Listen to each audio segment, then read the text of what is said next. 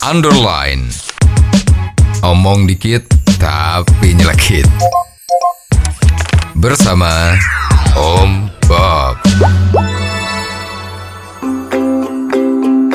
Om Bob, KPI sebagai lembaga yang mengawasi tayangan siaran mendapat sorotan karena beberapa waktu yang lalu televisi swasta ada yang menayangkan PON cabang olahraga renang.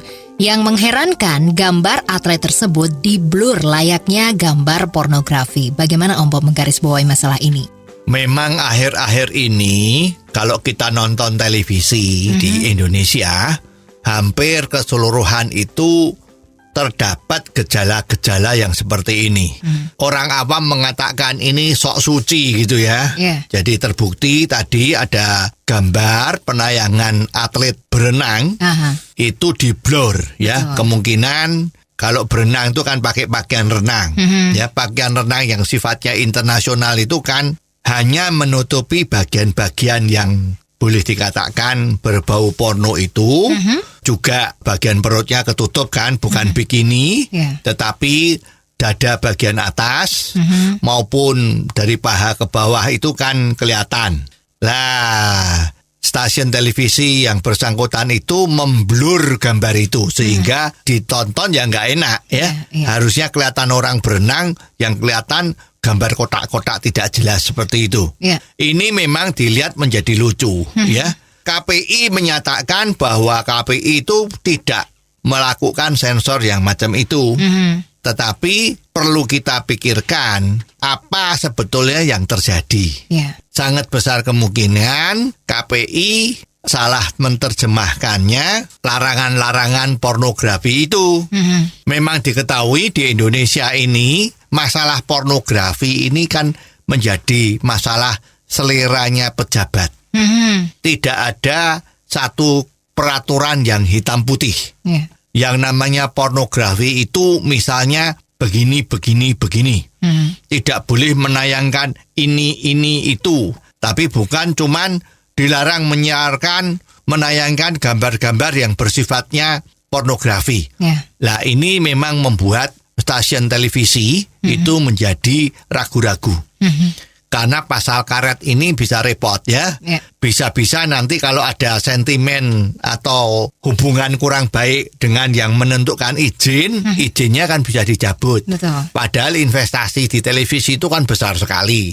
Jadi demi amannya ya terus ditutup-tutup. Ada juga yang aneh.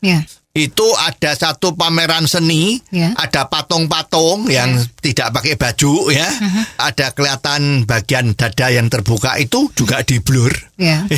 Jadi sekarang yang dipamerkan seni-seni itu apa? Ya, ada seni wanita tidur begitu yang bajunya nggak lengkap, itu patung ya, atau lukisan itu di-blur. Nah sekarang jadi aneh, ini yang namanya pornografi itu ya kayak apa gitu. Ya memang ini perlu menjadi satu himbauan atau menjadi satu warning untuk tidak ditertawakan oleh orang-orang internasional. Itu ya mestinya ya ini hati-hati. Jadi jangan membuat aturan-aturan yang sangat lentur ya. Pasal karet itu akan menjadi susah. Apakah ada banyak yang di-blur kecuali pornografi, Om Bob? Kita lihat itu kalau ada penjahat, ya ada pemerkosa, ada maling-maling, ada koruptor, itu juga di-blur. Ini kan jadi aneh ya.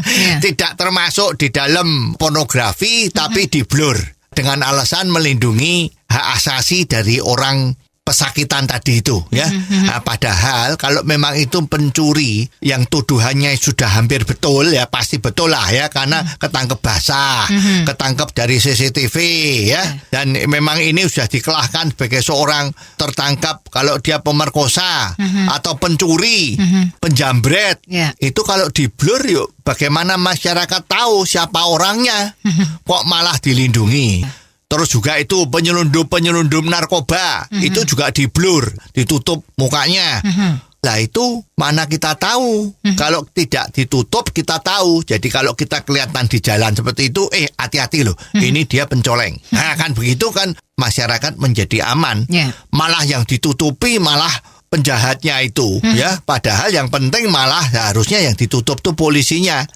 Jadi supaya pencoleng-pencoleng itu tidak tahu wajahnya, oh ini orang yang suka nangkap penjahat. Malah dibuka, ya jadi tahu. Oh, jadi begitu ya Om Bob. Jelas deh sekarang. Terima kasih Om Bob untuk waktunya. Sampai ketemu lagi di waktu yang akan datang. Untuk kritik dan kasus yang perlu dikomentari Om Bob, silahkan kirimkan SMS Anda ke 0856 4141 6767. Sekali lagi, 0856 4141 6767. Underline. Omong dikit tapi nyelekit. Bersama Om